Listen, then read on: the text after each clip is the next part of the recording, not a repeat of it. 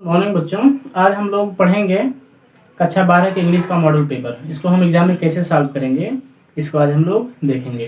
तो आपको अगर बढ़िया से पास होना है तो इस वीडियो को देखें अंत तक। आप लोग बहुत दिनों से परेशान थे कि सर इसका मॉडल पेपर का वीडियो बना दीजिए, तो आज मैंने एक मॉडल पेपर को सॉल्व करके उसका वीडियो बना दिया है। तो आप लोग इसको पूरा देखें और अपने पेपर में बढ़िया से बढ़िया नंबर लाएं। गुड मॉर्निंग बच्चों, आज हम लोग देखेंगे कि कैसे 24 तारीख वाले पेपर में कैसे हम अंग्रेजी का पेपर सॉल्व करेंगे। क्योंकि बहुत लोगों का वीडियो मतलब कब आया था कि सर जी बता दीजिए, तो हम चाहते हैं कि आप लोग जान भी लीजिए। हमारी भी ख्वाहिश थी कि आप लोग जानें और बढ़िया से बढ़िया नंबर लेकर आएँ। तो जैसे कि आपको पहले से ही पता है कि एग्ज़ाम में जो प्रथम 15 मिनट होते हैं वह परीक्षार्थी को पढ़ने के लिए भी दिया जाता है। उसके बाद थोड़ा सा इंस्ट्रक्शन आप पढ़ लीजिए। कह रहा है this question paper is divided into 4 section A, B, C and D। मतलब यह प्रश्न पत्र जो आपका आएगा यह 4 भागों में डिवाइड रहेगा, A, B, C, D करके। और फिर दूसरा ऑप्शन कह रहा है कि सभी प्रश्न अनिवार्य हैं। और फिर तीसरा कह रहा है कि marks are indicated against each question. मतलब प्रत्येक प्रश्न के सामने उस पर जो संबंधित क्वेश्चन है वह लिखे गए हैं। फिर कह रहा क्वेश्चन को ध्यानपूर्वक पढ़िए और उसके बाद उसका उत्तर दीजिए, अर्थात प्रश्नों के उत्तर देने से पहले उसको ध्यानपूर्वक पढ़ें। ठीक है। अब इसमें आप देखिए सेक्शन ए करके है रीडिंग। रीडिंग का मतलब होता है पढ़ना। अब पढ़ने का मतलब ये है कि इसको हम सॉल्व कैसे करेंगे। तो रीडिंग से यही मतलब होता है पढ़ना। तो पढ़ेंगे कैसे इसको हम। तो देखिए इसको कह रहा है read the following passage carefully and answer the question that follows. मतलब ये कि जो पहला प्रश्न आपका आएगा उसमें ही लिखा रहेगा कि नीचे दिए गए पैसेज को पढ़िए और उसके बाद जो आपको यहाँ उत्तर दिख रहा है, ठीक है, हाँ ABCDEFGH ये जी करके दिया है, इसका आपको उत्तर देना है। ठीक। तो इसमें क्या होता है, बच्चे जब इतना बड़ा पैसेज देखते हैं एग्ज़ाम में तो घबरा जाते हैं। तो आपको घबराने की आवश्यकता नहीं है। क्या करें आप, ये कहता है कि पहले पैसेज को पढ़े उसके बाद उत्तर दीजिए, तो ऐसा आपको नहीं करना है। आप क्या कीजिए, सबसे पहले इस क्वेश्चन को पढ़िए।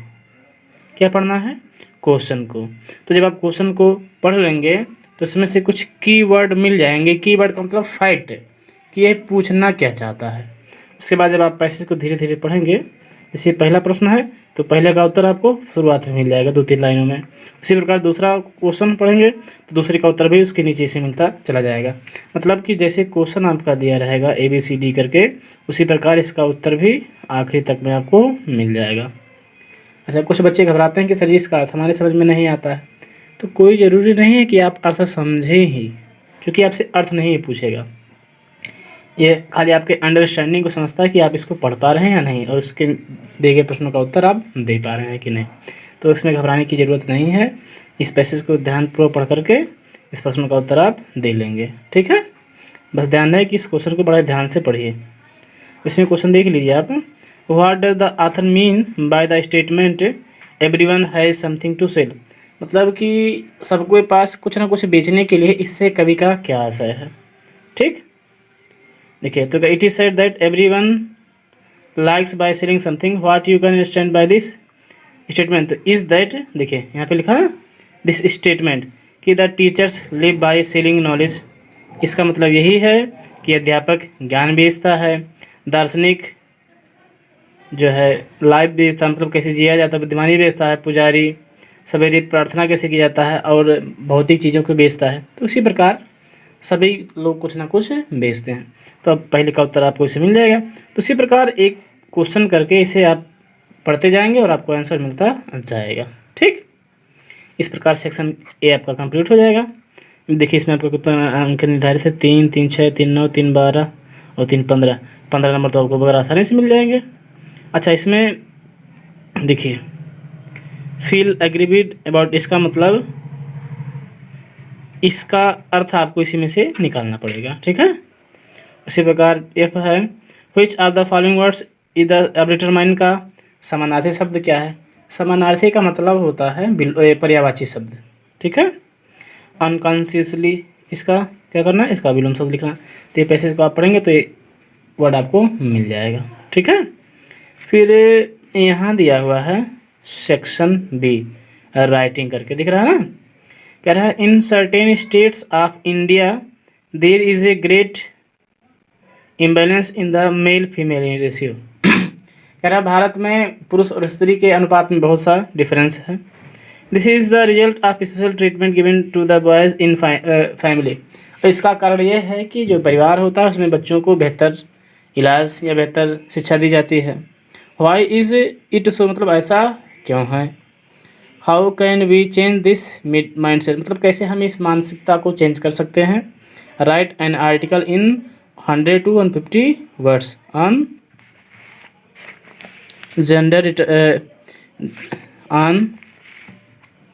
Gender discrimination in society. You are Karun, या आप चाहे करुणा या करण। देखिए इसमें बच्चों आपको आर्टिकल लिखने के लिए आएगा, तो घबराने की ज़रूरत नहीं है कि आर्टिकल होता कि हम कैसे करेंगे। तो आप जो पहले एस्से लिखते थे ना, तो एस्से में आप पहले इंट्रोडक्शन वगैरह लिखते थे। क्या लिखते थे? इंट्रोडक्शन, उसके बाद रीजन, उसके बाद लास्ट में कंक्लूजन। इस टाइप का वाक्य आप लिखते थे, मतलब पांचों। तो इस बार आपको ये सब नहीं करना है, आपको कोई भी हेडिंग लिखने की आवश्यकता नहीं है। ठीक, बस आप शुरू से शुरू करते जाएं। क्या करें? शुरू से शुरू। ठीक, शुरू में क्या लिखेंगे? देखिए शुरू में आप वही इंट्रोडक्शन लिखेंगे। क्या लिखेंगे? इंट्रोडक्शन। इंट्रोडक्शन का मतलब देखिए आपको हेडिंग नहीं डालना है, बस आपको 3 पैराग्राफ में वही चीज़ें लिखना है।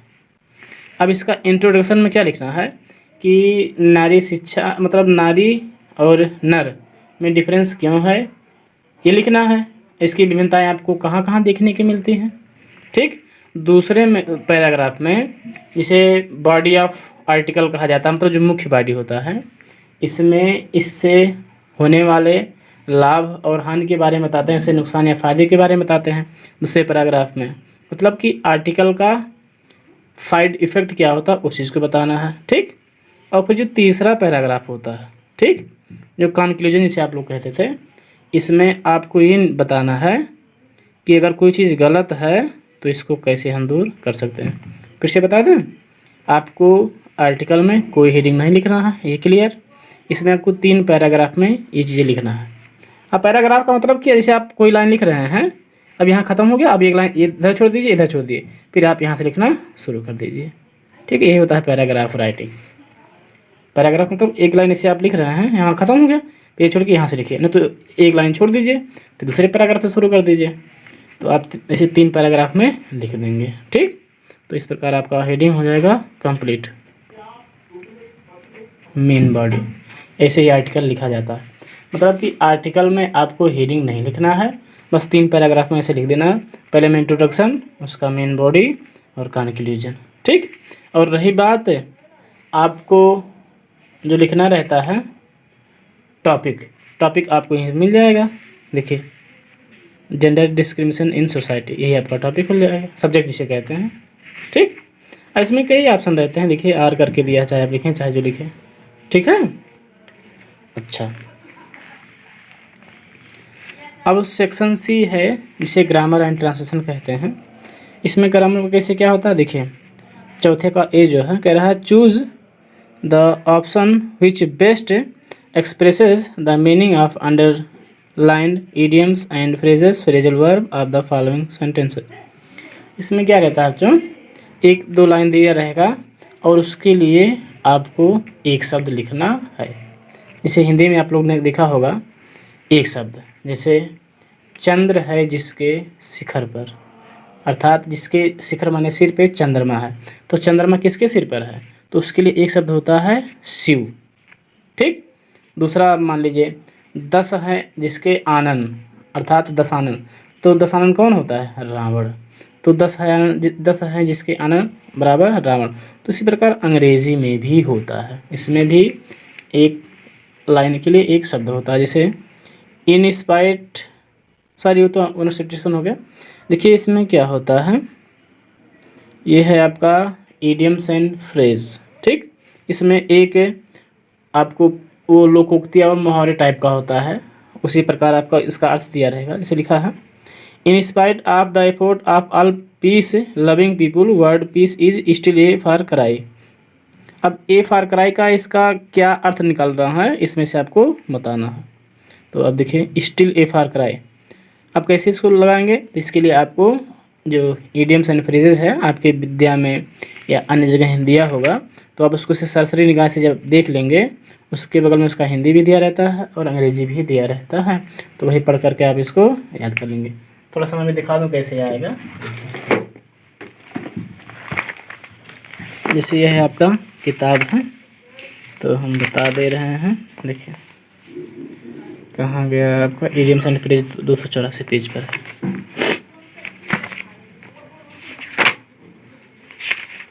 देखिए इडियम्स एंड फ्रेज दिया है ना आपका, कह रहा है ए मेडन स्पीच, मतलब प्रथम भाषण को क्या कहते हैं। देखिए ऐसे दिया है ना, ये लाफिंग स्टॉक में हंसी का पात्र। तो जब इस प्रकार आपको मीनिंग याद रहेगा तो आप उसके नीचे दिए गए विकल्पों का चयन कर लेंगे। ठीक है, तो ज़रूरी क्या है आपको कि इसका जो अर्थ दिया है, मतलब अंग्रेजी, उसका अर्थ आपको पता होना चाहिए। ठीक है। अच्छा, पहले क्या आता था, वाक्य प्रयोग करना रहता था, लेकिन अब उसके नीचे ऑप्शन भी दिया रहेगा। जैसे अब इसमें स्टिल फार क्राई, अब इसमें से कौन ऑप्शन सही है। अब देखिए इस लिखा है ना, स्टिल फार क्राई, तो इसका मतलब होता है आउट ऑफ रीच, मतलब अभी भी लोग चाह रहे हैं, चिल्ला रहे हैं उसके लिए, लेकिन उनके पास नहीं है। तो इसका ऑप्शन आपका हो जाएगा डी। उसी प्रकार लिखा है, Sumit has to look high and low before he could find his scooter की। हाँ, अब देखिए, अब इसमें हाई एंड लो का क्या मतलब है, तो इसका मतलब आपका हो जाएगा एवरी होयर, मतलब सुमित को हमेशा यहाँ वहाँ देखना पड़ता है, उसके बाद वह अपना स्कूटर चाबी पाता है। तो मतलब इसमें घबराने की बात नहीं है, यह इडियम्स एंड फ्रेज का जब आपको हिंदी मालूम रहेगा तो आप इसको कर लेंगे। ठीक है, चलिए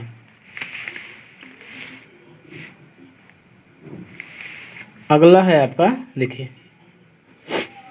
कह रहा है choose the correct synonyms of each of the following words, मतलब कि दिए गए जो शब्द हैं, पहला और दूसरा, इसमें से किसी का समानार्थी शब्द चुनना है। अब लिखा है डिलाइट, डिलाइट माने होता है प्रसन्न। अब प्रसन्न का इसमें मीनिंग आप ढूंढेंगे। देखिए इसमें क्या होता है, तीन शब्द जो होते हैं, तीन शब्द नहीं, इसमें से कुछ शब्द ऐसे होते हैं कि जिनका मीनिंग आपको पता होता है कि ये नहीं हो सकता, तो आप सबसे पहले उसको काट दें। अब जैसे ट्रेजिडी, ट्रेजिडी माने आप जानते हैं कि दुख होता है। डिस्क्लोज माने जानते ही आप कि दुख ये हो नहीं सकता। वहाँ डिलाइट, डिलाइट माने होता है प्रसन्न, तो प्लीजर माने भी प्रसन्न, यहाँ आपको दूर से दिख रहा है, इसका मतलब यही ऑप्शन सही है। ठीक, फिर दूसरे में आप देख रहे हैं लिखा है ओवरकम, ओवरकम का मतलब होता है जीतना। अब यहाँ लिफ्ट माने उठाना होता है, ये हो नहीं सकता, इसको काट दीजिए। चेक माने जांच करना होता है, इसको भी काट दीजिए। विक्टिम माने ये भी अपराध होता है, इवन इसका मतलब कान की ओर, ये आपका बच्चा, ये आपका सही ऑप्शन हो जाएगा। ठीक है, मतलब अगर आपको डायरेक्ट अर्थ आ रहा तो ठीक है, नहीं तो आप एक एक MCQ को हटाते चलेंगे तो आपको शब्द मिल जाएगा। फिर इसमें कह रहा है choose the correct antonyms of each of the following words, मतलब कि नीचे दिए गए प्रश्नों में से प्रत्येक का क्या लिखना है, विलोम शब्द। जैसे डिस्ट्रेस, डिस्ट्रेस माने क्या होता है, दुख, इसका विलोम शब्द लिखना है। तो डिवाइड माने बांटना, ये हो नहीं सकता। क्रेडिट मतलब ये हो नहीं सकता। डिवाइड माने पुरस्कार, ये हो नहीं सकता। अब इसमें क्या है आपका, डिस्ट्रेस माने दुख, या कंफर्ट माने आराम, ये आपका हो जाएगा। हिस्ट है हेस्ट, हेस्ट माने होता है जल्दी। अब स्टॉप माने रुकना, हर्री माने भी जल्दी, ये नहीं हो सकता। स्पीड माने तेज, ये भी नहीं हो सकता। यहाँ डिले, डिले माने होता है देर, ये आपका सही हो जाएगा। ऐसे आपको करना है। फिर कर रहा है choose the correct words which will correctly complete the given sentences, मतलब कि इसमें से कौन सा शब्द है जिसको सही सही भरा जा सकता है। जैसे लिखा है ना आपका, the government does not care for the dot dot of opposition in the parliament, मतलब डिसेंट माने अधिकार कह सकते हैं कि उनके विचारों को परवाह नहीं करता, कौन चाहता है कि सामने वाला जीते। तो इस प्रकार ये आपका इसमें से एक ऑप्शन आप भर देंगे। फिर कह रहा है you can go to Allahabad by a charter. अब इसमें कौन सा शब्द सही रहेगा? तो अब देखिए इसमें से कई जो 3 स्पेलिंग रहते हैं अन्य वाले चारों में से 3 गलत रहते हैं और चौथा सही रहता है। अब यहाँ भी देखिए, अब रूट, रूट माने जड़ होता है, तो जड़ हो नहीं सकता। यहाँ रूट कोई शब्द नहीं, ये भी कोई नहीं। यहाँ लिखा रूट, रूट का मतलब होता है रास्ता, तो शार्टर रूट माने शार्टर रास्ते से, ठीक है। फिर 5वां जो आपको क्वेश्चन आता है, इसमें कहता है कि change any one of the following sentence into indirect form of speech. मतलब निम्नलिखित में से किसी एक को इनडायरेक्ट में चेंज करना रहता है। अब जैसे इसमें एक क्वेश्चन है आपका, she said I called on you the day before yesterday. अब इसको आपको पैसे में इनडायरेक्ट में चेंज करना रहता है। तो इनडायरेक्ट से डायरेक्ट पढ़ने का रूल आपको बताया गया होगा, ठीक है। आप उसको रिवीजन कर लें, क्योंकि यह समय नहीं है कि आप कुछ नया पढ़ें। आपने जो पढ़ा है बस उसी को रिवीजन कीजिए। तो आपको बहुत ज़्यादा इधर उधर भटकने की आवश्यकता नहीं कि हम ये कर लें वो कर लें, नहीं तो सबके चक्कर में सब कुछ आपका चला जाएगा। इसलिए जो आप पढ़े हैं वो पढ़ें, उसी को रिवीजन कीजिए। फिर भी कह रहा है combine anyone set of the sentence as directed within the brackets. मतलब इसको कम्प्लेक्स और कंपाउंड में चेंज करना है, ठीक है। अब आपने सिंथेसिस पढ़ा होगा, ठीक है, और नहीं पढ़ा तो मैंने सिंथेसिस का एक वीडियो बनाया भी था।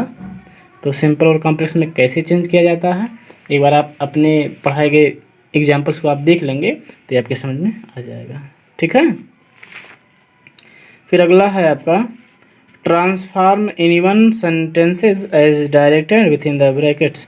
मतलब कि आगे जैसे लिखा गया है उसी प्रकार आपको चेंज करना। अब यहाँ लिखा है did the policeman catch the thief. तो इसको हम पैसे में कैसे बनाते हैं थोड़ा सा हम बता भी देते हैं। नहीं कहोगे सर जी खाली इसे दोहरा दे रहे हैं। हमसे लिखा है, क्या लिखा है, did the policeman catch the thief. अब इसको कैसे बनाएंगे? अब डिड रहता है तो डिड को हम वाज वेयर में चेंज करते हैं। तो पहला क्या हो जाएगा, वाज। उसके बाद जो ऑब्जेक्ट रहता है इसको हम सब्जेक्ट बनाते हैं, तो क्या हो जाएगा, द थीफ, ठीक, वाज द थीफ, ठीक। उसके बाद हमेशा third form catch, CAUGHT, caught. उसके बाद बाय लगता है और बाय के बाद जो सब्जेक्ट होता है लास्ट में ऑब्जेक्ट बन जाता है।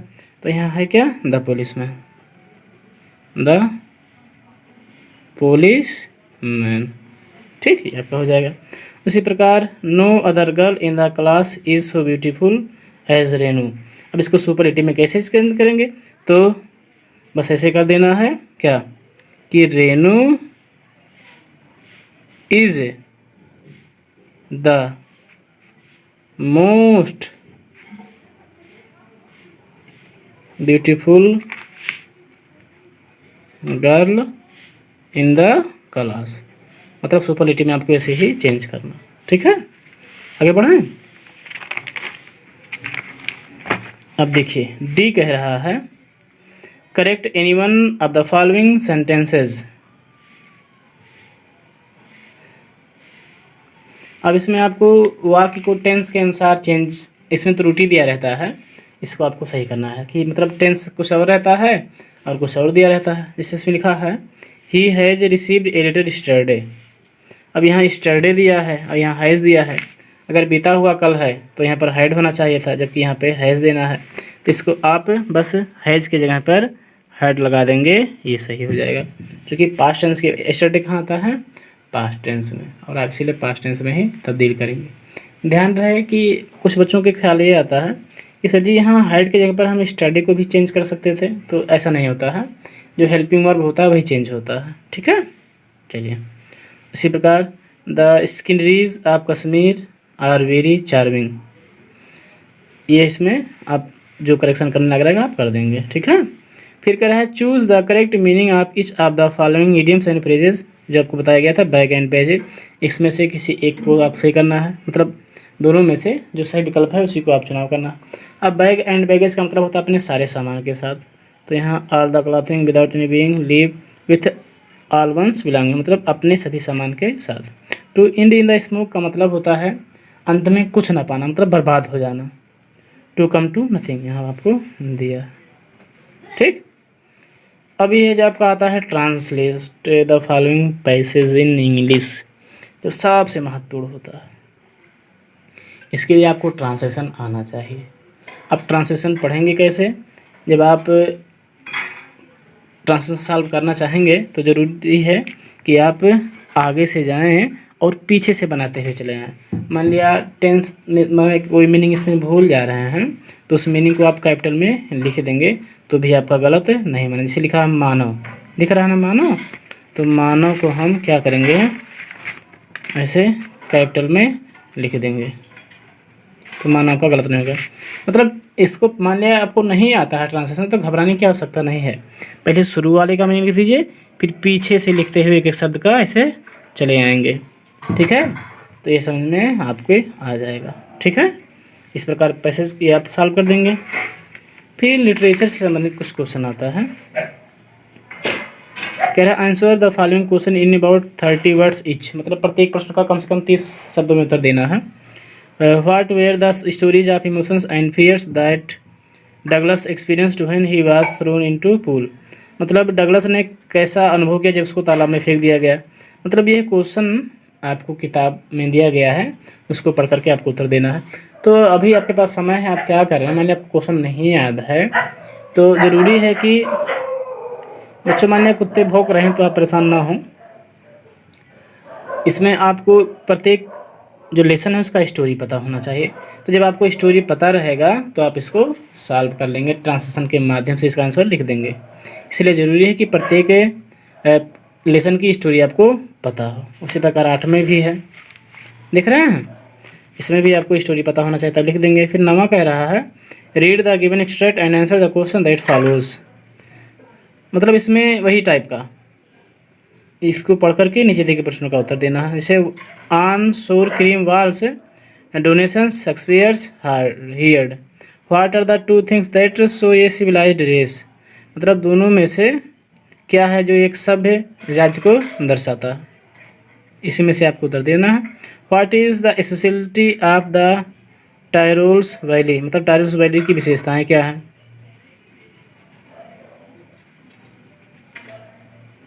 ठीक, फिर कह रहा बी, अच्छा हो गया। सी में है figure of speech which is used in the line civilized doom raiding all cities, मतलब इसमें कौन सा फिगर ऑफ स्पीच इस्तेमाल हुआ है आपको ये लिखना है। अब फिगर ऑफ स्पीच का वीडियो मैंने बना दिया था, अब उसको अगर पढ़ लेंगे तो आपके समझ में आ जाएगा। फिर give the central idea of any one of the following passage poems, मतलब इसमें से आपको किसी इम्पोर्टेंट मतलब जो सेंट्रल आइडिया होता है उसी को लिखना है। अब मैं 3 सेंट्रल आइडिया आपको बता दूं कि कौन कौन महत्वपूर्ण हैं, आप नोट कर लें, बस आप परेशान ना हो। 1 मिनट, 121,